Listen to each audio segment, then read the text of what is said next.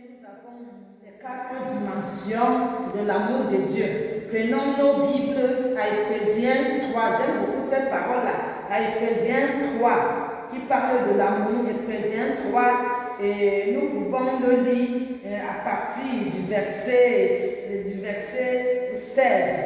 Nous pouvons lire à partir du verset 16. Amen, jusqu'au 19. Nous comprenons, nous lisons la parole de Dieu avec amour au nom de Jésus. Amen. Et donc, voici le verset 16 qui nous dit: selon la richesse de sa gloire, d'être puissamment glorifié par son Saint, par son Esprit, dans l'homme intérieur, en sorte que Christ habite dans vos cœurs par la foi. Et enfin, qu'étant enraciné et fondé dans l'amour, vous puissiez comprendre avec tous les saints quelle est la largeur, la longueur, la profondeur, la hauteur et connaître l'amour de Christ qui surpasse toute connaissance. Qui surpasse toute connaissance, en sorte que vous soyez remplis jusqu'à toute la plénitude. J'aime cette plénitude. Que toi et moi nous soyons remplis jusqu'à la plénitude. La plénitude, ça veut dire l'amour de Dieu incommensurable descend sur toi de la tête aux plantes des pieds. Alléluia. Nous comprenons que la dimension de large veut dire l'amour de Dieu est tellement large pour toi et moi que tu devrais écarter, vraiment élargir tes cordages, élargir ta tente pour laisser entrer le roi de gloire. Qui est le roi de gloire? L'Éternel des armées dit dans le combat. Donc élargir l'espace de ta tente, élargir tes cordages, c'est une histoire de l'intérieur. Donc tu dois ouvrir ton cœur intérieur pour laisser Jésus passer et vivre en toi comme le Saint-Esprit vit en toi pour pouvoir agir. Alléluia. Donc la largeur, c'est que Jésus a été tellement large en amour qu'il a donné sa vie pour toi et moi à la croix. Colossiens 2, 13, 15. Jésus a donné sa vie pour toi et moi, bien-aimé. Et donc cette largesse-là, il a payé le prix de mon salut, de ton salut. Ça veut dire que sur la croix, il a élargi son amour pour tous en nous donnant le salut. Mais tu dois travailler à ton salut parce qu'il a accompli tout ce qu'il a accompli sur la croix. Mais il dit qu'il t'a donné de travailler à ton propre salut parce qu'il a payé le prix pour nous tous. Mais tu dois payer ton propre prix aussi pour accéder au ciel. Et donc la longueur c'est quoi? La longueur est donc que c'est toute l'éternité. L'amour de Dieu est illimité, incommensurable, mais aussi illimité. Donc cet amour-là, la longueur de cet amour est vraiment un amour pour toujours. Un amour qui ne se lasse jamais. Parce que moi et toi, nous nous lassons des frères et sœurs, des personnes que nous ne sentons pas bien. Or que derrière, nous avons un camembert aussi derrière, mais nous regardons le camembert des autres. Donc tu devrais automatiquement te changer toi-même, retirer la paille dans ton œil avant de voir l'œil de l'autre. Donc il faut que tu saches que l'amour de Dieu est tellement vraiment long que cet amour est éternel. C'est un amour éternel, un amour illimité, un amour éternel, un amour pour toujours et pour l'éternité. Donc voilà son amour qui déborde, c'est cet amour qui déborde, cet amour vraiment sans condition. Ça veut dire que Jésus ne t'aime pas pour un calcul. Jésus ne t'aime pas parce que tu es beau, tu es belle, tu es sur Facebook, tu te montres à droite le mannequinat. C'est dans le ciel qu'on verrait qui a fait quoi. C'est dans le ciel qu'on verrait si tu te faisais le mannequin et que tu aies moyen d'accéder dans les cieux. Donc voilà la hauteur de l'amour. L'amour, comme je viens de te le dire, qui est éternel et pour toujours. Et donc, il a béni David pour toujours. C'est cet amour qui est éternel que quand il te donne, si tu restes dans les codes, il te donne les choses pour l'éternité. Mais si tu ne fais pas ce qu'il dit, il te donne et il reprend. Parce qu'il est celui qui donne et qui reprend. Et personne ne peut le juger. Il ne demande pas le conseil de quiconque pour nous bénir. Il demande quiconque pour nous retirer ou pour nous donner. Donc voilà donc la hauteur de cet amour. Quand quelque chose est haut, ça dépasse la forme. Maintenant, la profondeur c'est quoi? Jusqu'à notre misère. Alléluia. La profondeur de l'amour de Christ, ça transperce notre âme, notre esprit, le Père divin. Ça pénètre jusqu'aux entrailles de notre misère. Ça veut dire quand tu ne vas pas bien, quand tu ne vas pas bien, cet amour profond, elle vient dans ta propre misère, elle vient pour transpercer ta misère de l'épée divine, elle se manifeste dans la haute grandeur de la croix de Jésus. Pardon, donc, cette profondeur, c'est ce qui vient se manifester à l'intérieur de notre misère. Cet amour est plus grand que notre misère. Cet amour est plus grand que les démons. Cet amour est plus grand que les entités des eaux. Cet amour est grand plus que le mal. Cet amour est grand plus que tes manquements. Cet amour est grand plus que tout ce qui te stresse. Cet amour est grand plus que tout ce que tu adores sur cette terre. Cet amour est grand plus que la vanité. Alléluia. Donc voilà ce que nous parlons de la mesure, de l'amour, de la profondeur. Quand quelque chose est profond, quand l'eau est profonde, quand tu entres dans l'eau, c'est difficile d'aller dans la profondeur. Donc cet amour est vraiment si profond que ça n'a pas de limite. Ça n'a pas de limite, cet amour profond. Et comme je dis, ça va jusqu'à l'intérieur de notre misère pour se manifester, comme il a manifesté cela sur la croix de Golgotha. Et donc cet amour est donc la hauteur de l'amour, la hauteur de l'amour, la largeur de l'amour et la longueur. Donc cet amour a la largeur, a la hauteur et a aussi la profondeur. Donc en lisant Ephésiens 3, de 15 à 19 sur toi, tu comprends ce que c'est que l'amour de Dieu. Et c'est fait gratuitement. Il a payé le prix de la hauteur de l'amour gratuitement. Et qui dépend de rien de tout. Il y a des gens qui disent que oh, cette personne a les moyens, cette personne a ceci, cela. Lui-même voit toujours ceci, cela. Mais l'Éternel te dit le prix qu'il a payé sur la croix, il n'a pas payé pour quoi que ce soit. Il était l'homme saint dans les cieux. Quand le premier Adam a péché, Dieu dans les cieux a dit qui d'autre peut descendre sur la terre pour intervenir, pour faire changer les choses. Parce que j'ai aimé, Genèse 6, j'ai aimé l'homme, et Genèse 6, l'homme est méchant sur la terre, et Genèse 3 aussi, il a pris la côte d'Adam pour vraiment créer Ève. Mais il dit, j'ai créé toutes choses, j'ai vu que cela était bon. Mais qui va descendre pour sauver l'humanité? Jésus par amour de son Père. Comme les gens disent que Dieu n'a pas de fils, par amour de son Père, qui se portait garant de descendre par amour de son Père pour venir nous sauver sur la croix de Golgotha.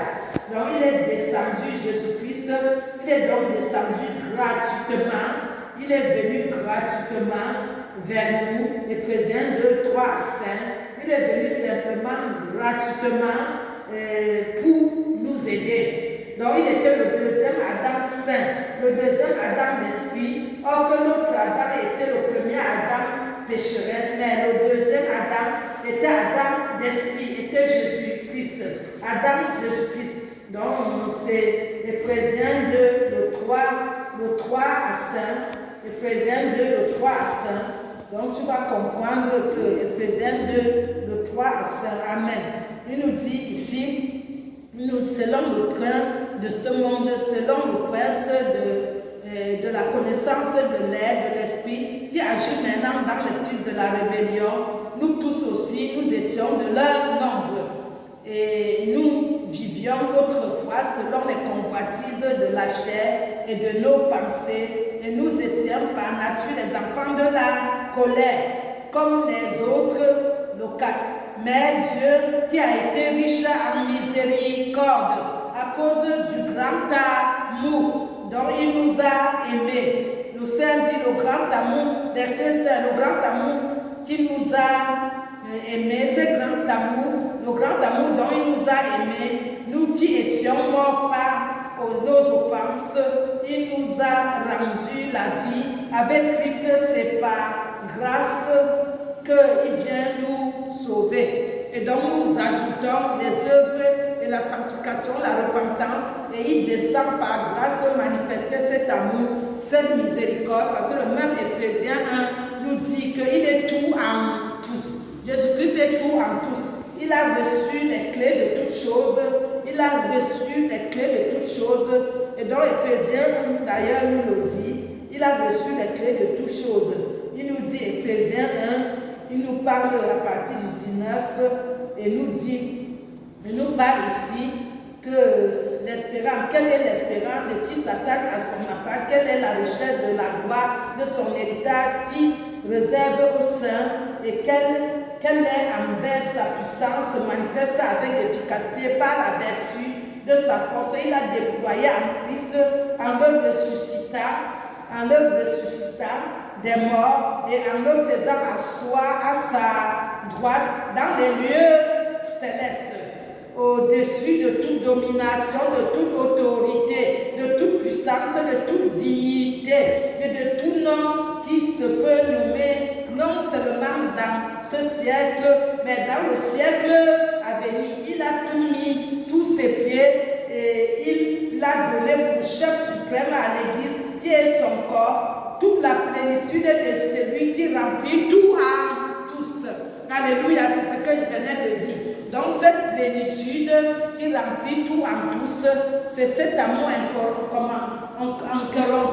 incommensurable, cet amour grandiose, cet amour énorme, cet amour large, cet amour profond, cet amour plein de longueur et large, et cet amour profond et plein d'auteur, plein de largesse, cet amour que Jésus nous a donné. Aujourd'hui, il nous demande de nous aimer ardemment. Jésus nous demande de nous aider ardemment.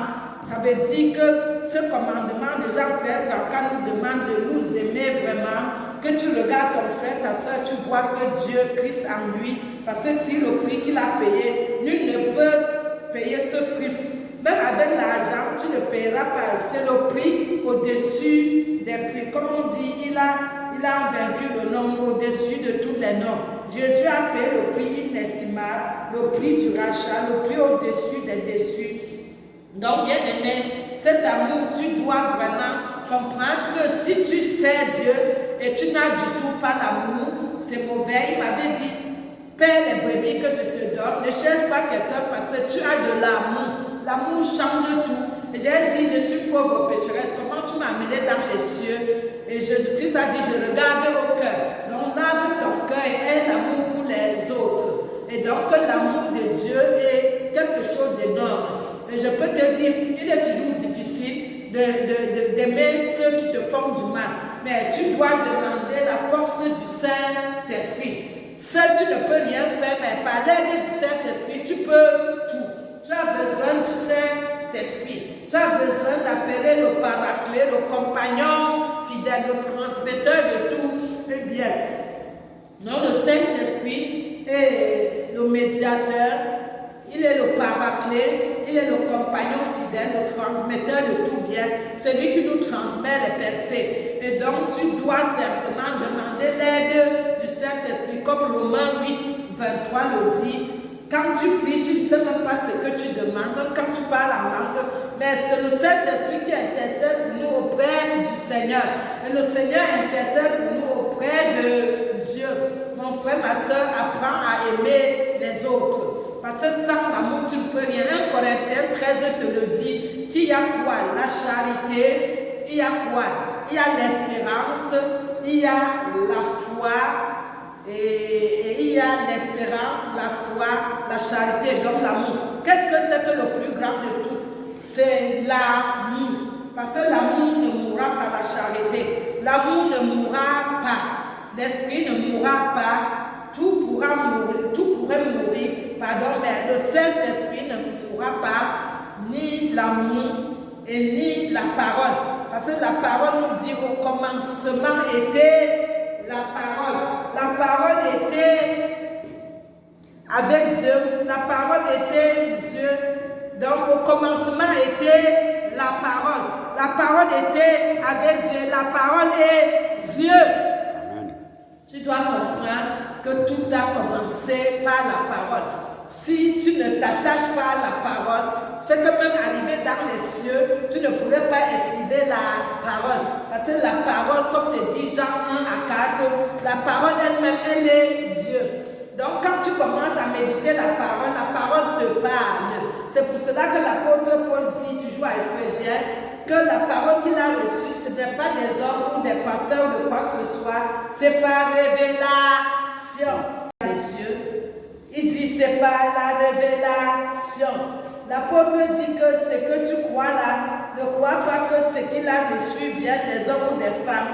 Ce mystère qui t'annonce, c'est un mystère, c'est toujours dans le 3, 2, le mystère qu'il a reçu, le mystère que la prophétesse Sarah a reçu, comme l'apôtre Paul dans les cieux. J'ai dit c'est bien parce qu'il n'a pas dit ce qu'il avait vu. Il voulait dire aux gens, maintenant que vous me haïssez, je garde mon trésor que j'ai vu. Moi, prophétesse Sarah, j'ai dit ce que j'ai vu en visitant tout le temps Jésus. Mais la haine, les gens me haïssent, ils peuvent me tuer. Les gens me persécutent tellement. Donc l'apôtre Paul avait raison de dire, c'est les choses ineffables. Les choses qu'aucun humain ne peut entendre. Il a gardé sa vision, il est reparti dans les cieux avec et travaillé pour les Timothées, les enfants spirituels, pour leur donner les titres, ce qu'il fallait. Donc, bien aimé, c'est pour te faire savoir que les choses que je t'annonce, les choses que j'écris dans les livres, comme toute ma vie serait des écrits, sache malgré les persécutions, que ce mystère-là, ce n'est pas des choses données par la femme, l'homme, par l'argent, par quoi que ce soit. Ce sont des mystères que Dieu a choisi à qui donner. Parce qu'il prend les choses vides, il confond les sages et les intellectuels. Donc ce sont les mystères de Dieu qu'il a révélés à ceux qu'il a choisi de révéler. C'est les choses qui ne sont pas les choses que les chefs de ce siècle peuvent comprendre, mais c'est les choses qu'il a choisi, certaines personnes bien choisies, comme il a choisi des gens pour amener à la montagne, pour montrer sa gloire. C'est ceux qu'il a choisi, on ne sait pas quel est son choix, comme il m'a dit que c'était personnel. Et donc, si tu passes le temps à placer les autels de louange d'adoration, comme moi-même j'ai réfléchi et voir, nuit et jour tu le loues, tu l'adores, tu restes dans la parole. Il est temps maintenant, le temps mauvais, de placer les autels de louange et d'adoration chez toi, les autels de louange et d'adoration accompagnés de la parole, afin de devenir un homme au cœur de Dieu, comme nous, comme David, comme l'apôtre Paul-Marie de Magdala, ma copine. C'est le temps de chercher la révélation au travers de la parole, la révélation au travers des autels de louange et d'adoration. Ne dors pas toute la nuit. Si tu as l'amour de Dieu, tu ne dors pas toute la nuit. Viens, va. Il faut que tu suçonnes pour louer, adorer Dieu, pour parler à Dieu, pour faire comme Habakkuk 2, pour écouter ce que Dieu, dans son amour illimité, va te donner, incommensurable. Dans l'amour illimité de Dieu, l'amour insondable, tu dois sursauter la nuit. Je ne vois pas qui peut dormir toute la nuit sans sursauter. En allant aux toilettes, tu dis, Saint-Esprit, aide-moi dans mes faiblesses, parle-moi, réponds-moi. Qu'est-ce que tu me révèles pour les jours qui viennent, pour moi-même, pour ma famille et pour l'humanité? Une prière seule dans ta chambre peut tout changer. Ne dis pas, j'adore la femme, j'adore l'homme, j'adore l'argent, j'adore le travail. Tout ça est vanité des vanités. Il est temps que tu te positionnes à gauche, à droite, devant, derrière, et tu tournes pour te le positionner sur le roc. Tu tournes à droite, à gauche, au lieu d'être un par un, comme je disais toujours, il n'y a pas la moquette. Il est temps de tourner et de le positionner sur le roc pour avoir des espaces comme des espaces dans le ciel. Les espaces. Ton amour ne doit pas refroidir. Tu dois aimer même tes ennemis. Pardonner quelqu'un n'est pas dire l'embrasser, mais tu dois automatiquement pardonner. J'ai vu les gens qui disaient, maman Sarah, je n'arrive pas à pardonner. C'est vrai, quand quelqu'un t'a mis une sonde au dos dans la poitrine, il est difficile de pardonner. Mais demande l'aide du Saint-Esprit. Parce que cette personne qui va aller en enfer peut t'entraîner aussi en enfer. Nous avons besoin, toi qui me suis dans les réseaux, tu as besoin de demander l'aide du Saint-Esprit pour qu'il t'aide à pardonner les péchés, parce que tu serais mesuré de la même mesure que tu as mesuré les autres. Si tu ne pardonnes pas toi-même, tu ne serais pas pardonné. Mais ce n'est pas une puissance de soi, c'est l'aide, la puissance du Saint-Esprit. Et tu dois demander cela au Saint-Esprit. L'amour de Dieu, je te dis, est l'amour parfait. L'amour de Dieu est l'amour complet. L'amour de Dieu n'a pas de frein. L'amour de Dieu n'a pas de limite. L'amour de Dieu n'a pas de calcul. L'amour de Dieu n'a pas vraiment du mal. Ce qu'il nous donne, il le donne profondément et entièrement et parfaitement. Et il appelle au pardon. Et il a payé au prix de cet amour profond la liberté souveraine de chacune de nous. N'exclut pas notre liberté et ni notre responsabilité de demander pardon. Donc nous devions aller dans la profondeur de cet amour, de notre misère et nous soumettre à lui, demandons-lui pardon. Demandons-lui pardon, comme dit Philippiens 2, 6 et 7. Donc Dieu, dans tout cet amour-là, dans toutes les dimensions de son amour, il manifeste son amour qu'il a manifesté à la croix et il t'appelle humblement de regarder cet amour, le prix de son amour qu'il a donné. Et ce prix de cet amour-là, Isaïe 53 d'ailleurs, tu sais qu'il a tout payé. Quand avant je faisais lire aux brebis, les brebis pleuraient parce qu'ils voyaient leur degré de péché et ils voyaient comment Jésus a payé le prix à Isaïe 53. Et les gens disaient, mais c'est pas possible, c'est pas vrai. Isaïe 55, 7 aussi. Et Isaïe 53, tu verras que Jésus a souffert, il a bu du fiol, il a bu vraiment du vinaigre, il a été exposé pour toi, il a porté tes maladies. Et Colossiens 2 te le dit, et 13, Colossiens 2 te le dit, 13 à 15. Jésus a tout accompli sur la croix, mais il reste que tu prends vraiment ton manteau, tu prends ta flamme et maintenant tu cherches ton accès dans le ciel. Il a payé le prix de nous tous parce qu'il avait honoré son Père jusqu'au bout. Il est mort même en honorant son Père. Il est mort humble, il est mort sans rien dire, fidèle, obéissant, humble, et il s'est soumis jusqu'au dernier jour. Et toi, moindre chose, prophétesse, ceci, cela, moindre chose, sur les saints de Dieu, on n'a pas à leur critiquer. Donc, quand tu vois un truc qui n'est pas bien sur un pasteur, il faut que tu le parles. Ne laisse pas tes oreilles entendre tout, ne laisse pas tes yeux tout regarder, ne laisse pas ta bouche annoncer tout. Il faut que tu demandes pour toutes tes faiblesses l'aide du Saint-Esprit, comme il dit pardon. C'est pour cela qu'il dit, Jérémie 33, 3, il dit, demande-moi et je te donnerai, je te révélerai les choses cachées, celles que tu ne connais pas. Et il te dit aussi à Matthieu 10, il te dit à Matthieu, cette demande je te donnerai, cherche tu trouveras, et frappe je t'ouvrirai. Tu comprends que dans toute la Bible, l'amour est partout, la miséricorde est partout. Et donc toi qui ne pardonnes pas, sache que si tu ne pardonnes pas, tu ne serais pas pardonner, même si ça fait mal comment, invite le Saint-Esprit à venir te réconcilier avec tout ce qu'il faut, parce qu'on dit ne dors pas la parole éphésienne, que le soleil ne se couche pas la nuit sur toi sans que tu ne demandes pardon.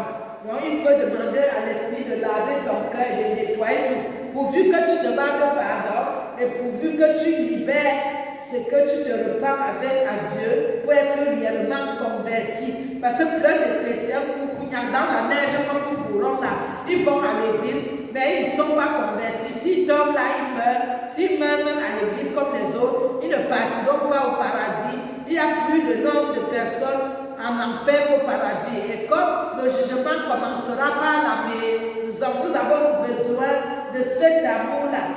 L'amour de Dieu. Il faut que tu demandes. Il n'y a rien que Dieu peut te refuser. Il a tout accompli pour toi sur la croix.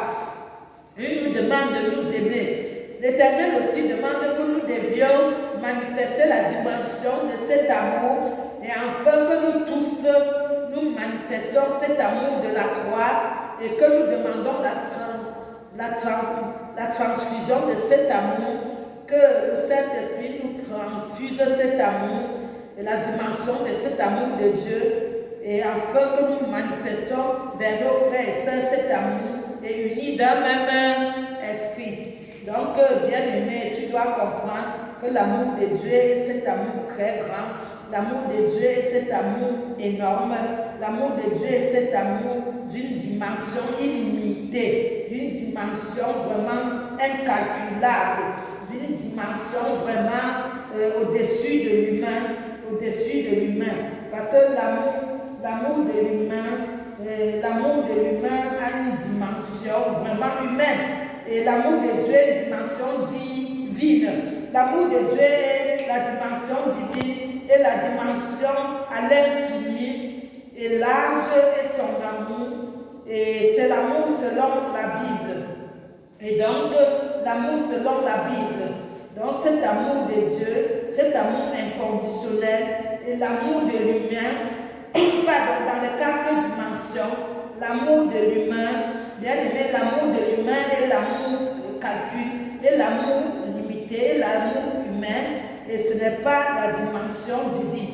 C'est l'amour de Dieu qui est la dimension divine. L'amour de Dieu est la dimension divine, et cet amour selon la Bible. Partout nous voyons Luc 10, nous voyons partout les versets qui nous parlent de l'amour de la Bible. Et donc, cet amour inconditionnel est l'unique amour, l'amour de Dieu.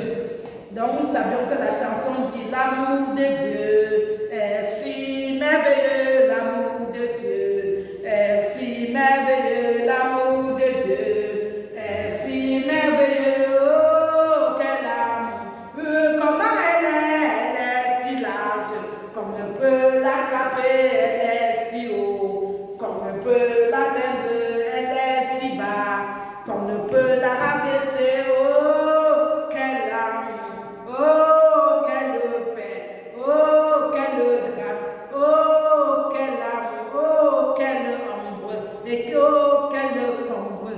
Il nous comble de tout. Là où il n'y a pas d'amour, il plante l'amour. Dans ton divorce, il y a l'amour. Dans ta souffrance intérieure, où on t'a blessé comme moi, où on t'a offensé, il plante son amour. Dans ta maladie, la maladie qui est pour l'ennemi, pas ta maladie, il plante l'amour. Dans l'échec de ton travail, il plante l'amour. Dans tous tes manquements, Dieu plante son amour. Parce que son amour est plus fort que tes déceptions, que ce que les hommes t'ont fait. Il retire par son amour la robe de propre, il te met la robe de la joie. Alléluia, je décrète, en finissant ce message, je proclame, je déclare maintenant que dans tous tes manquements, l'amour incommensurable de Dieu, on va finir par y arriver, l'amour incommensurable de Dieu, illimité, inconditionnel, sans fin, cet amour vient dans ton cœur aujourd'hui et te libère de toute captivité, quelle qu'en soit la pauvreté, tout type, tout manque, tout type. Jésus vient aujourd'hui planter son épée d'amour en toi et te libère comme Colossiens 2, 13 à 15, et expose l'ennemi de ta vie et libère tout ce que tu cherches à avoir, car le royaume des cieux en premier et tout te serait donné. Que toutes les l'aube, comme Moïse, tu sois debout pour commander aux choses inexistantes pour qu'elles existent. Jésus a dit, si tu respectes ses lois, ses commandements, tu peux faire de plus grands miracles que lui. Merci Seigneur parce que tu touches tes enfants et enfin que Seigneur, ils viennent à toi, ils comprennent que le monde a été conçu par amour. Tu es venu du ciel à la terre, de la terre au tombeau, et tu tombais jusqu'au ciel grâce à l'amour. Tu as laissé tous les trésors célestes et spirituels. Tu es venu porter moi et mes frères et sœurs sur ton dos. Tu as dit à Matthieu 26, Père, Père, jusqu'à 3 fois, Père, Père, si c'est possible que cette coupe s'éloigne de moi, selon ta volonté.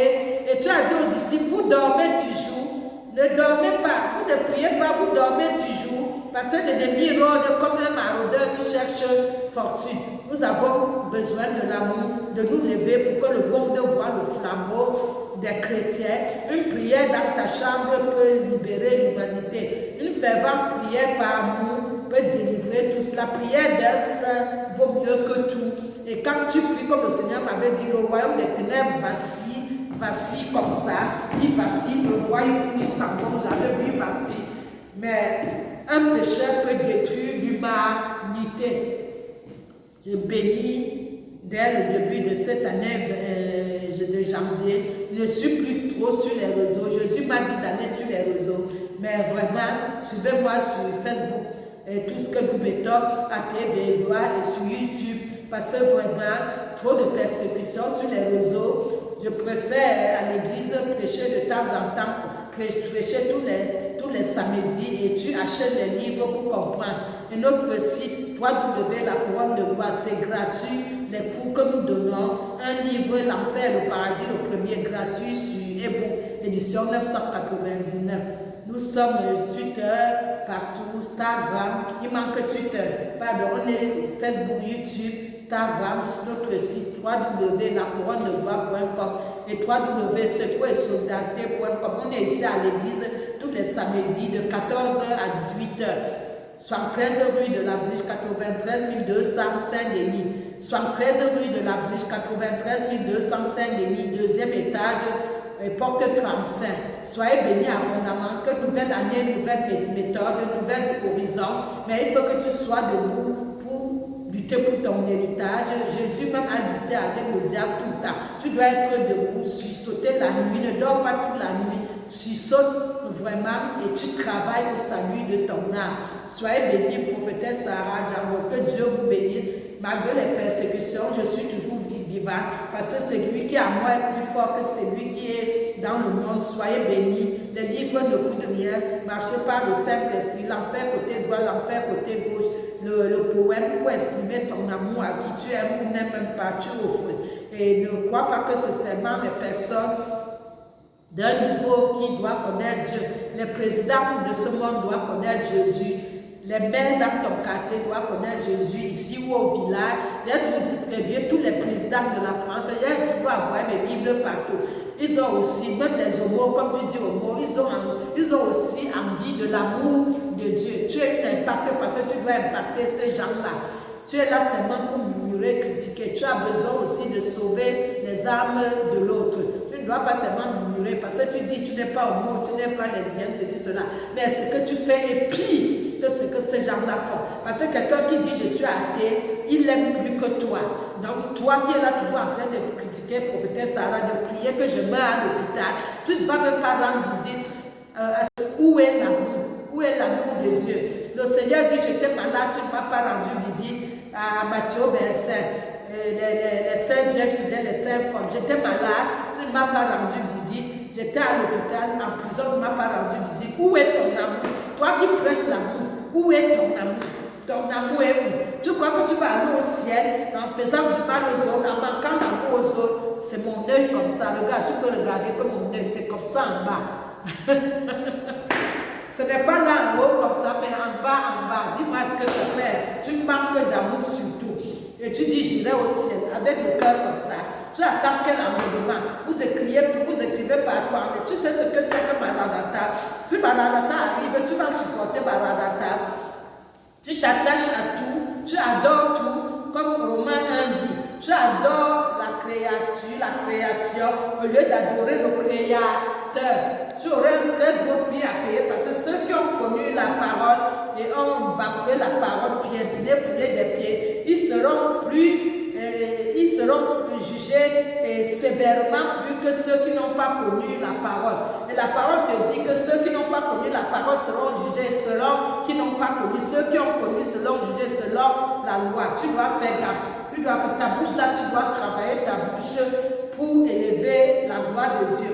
Tu dois travailler avec tes yeux, tes oreilles spirituelles, devenir une personne totalement spirituelle pour voir spirituellement. Parce que tu ne peux pas voir spirituellement quand tu es encore en train de boire du lait, quand tu es encore de faire les choses qui n'honorent pas Jésus-Christ. Tu as besoin de changement. On est en 2021, tu dois changer. Tu dois prendre l'amour pour couvrir le mal. Et ça couvre une multitude de péchés. Donc soyez bénis. Vous voulez les gens qui parlent bien, les gens qui parlent bien.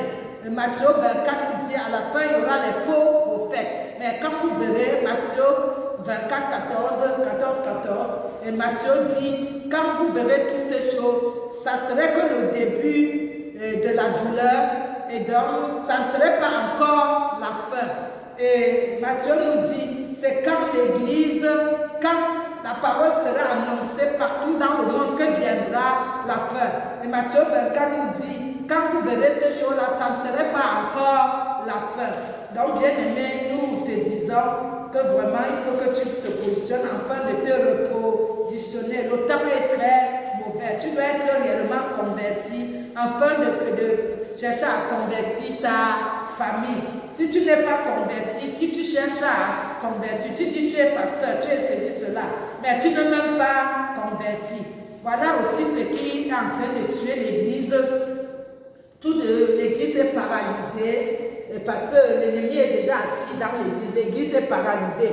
Et Jésus m'a dit que l'ennemi a placé le balai pour balayer l'Église. Pour balayer l'Église. Et si tu commences à sentir derrière ta tête picoter, il faut que tu saches que c'est l'attaque. Lève-toi, tu cours à l'hôpital. Donc il y a beaucoup de servants, serviteurs de Dieu paralysés dans les hôpitaux. L'Église ne prie pas pour les autres, ils dansent quand les autres sont à l'hôpital. J'ai vu une autre qui était en chaise roulante cette nuit. Elle est venue m'embrasser parce que je prie pour elle, je prie pour l'humanité, l'Afrique, l'Asie, l'Occident, l'Orient, l'Antarctique, l'Amérique, l'Europe, l'Océanie, les îles. Tu as besoin de prier pour les autres, bien aimés. Et donc, quand ta tête commence à picoter, il faut suivre les vidéos que je te donne. Quand ta tête commence à picoter, il faut que tu commences à avoir le reflet. Il faut que tu commences à avoir le reflet pour penser que vraiment il faut que tu cours à l'hôpital. Parce que c'est trop mauvais maintenant. Il ne faut pas que tu restes, tu sens quelque chose et tu continues à rester. Je te dis Matthieu 24, 14, mais celui qui persévérera jusqu'à la fin sera sauvé. Cette bonne nouvelle du royaume sera prêchée dans le monde entier pour servir de témoignage dans toutes les nations. Alors viendra la fin. Donc, les gens m'écrivent, c'est la fin, c'est la fin. Tu as déjà vu quoi? Le même Matthieu 24 se dit, quand tu verras les faux prophètes, partout les faux prophètes que vous suivez là, les faux prophètes qui vous font plaisir là, il faut savoir que ce faux prophète, ce n'est pas la fin de toute chose. Quand tu verras, ils seront, donc tu vois à partir de 6, Matthieu 24, 6, et ils séduiront beaucoup des gens. Vous entendrez parler de guerre, de bruit, de guerre. Gardez-vous d'être troublés, car il ne faut pas croire à ces choses-là, que ces choses-là, car il faut que ces choses-là arrivent, bien aimé, il faut que ces choses-là arrivent. Il faudrait que ça arrive, mais ça ne serait pas la fin, comme je t'ai dit. Mais ça ne serait pas encore la fin, bien aimé. Une nation se lèvera contre une nation, un royaume contre un autre. Et il y aura de divers lieux la famine, des troubles, tout ce que tu vois, les maladies. Tout ne sera que le commencement de la douleur. Donc tu écris partout, c'est la fin, parce que les gens meurent comme Blanche, ma copine, ma soeur jumelle, que je pleure toujours, mon Dieu. Je l'ai vu dans le cercle, c'est là où même le Seigneur m'avait averti. Blanche partira avant toi, elle dit, Seigneur, c'est comment? On m'a paralysé partout, tout le temps. Blanche part avant moi, je pleure comment? Le Seigneur dit, tu t'adapteras. Bien aimé, si le Seigneur t'aime dans son amour, et t'aimer, c'est aussi enlever les gens que tu aimes beaucoup. Quelqu'un m'entend quelque part? Est-ce que quelqu'un m'entend? Quand Jésus t'aime, il t'aime en enlevant aussi les gens importants. au milieu de toi. Quand Jésus t'aime, il t'aime aussi en éloignant certaines personnes de toi. Mais comme tu as la cataracte spirituelle, tu es sourd, tu as les bouquillesses aux oreilles, comme tu as la cataracte aux yeux, tu ne vois pas spirituellement, tu n'entends pas spirituellement, tu ne parles pas spirituellement. Ça fait que tu ne vois pas spirituellement. Donc tout ce que Jésus fait est bon en son temps. Donc il est bon. Oh, Jésus est bon. Il est. Oh, mon roi est bon. Il est. Aïe, aïe, aïe, aïe, aïe, aïe, aïe, aïe, aïe. Oh, Jésus est bon. Il est. Oh, mon roi est bon. Aïe, aïe, aïe, aïe, aïe, aïe, aïe, aïe, aïe.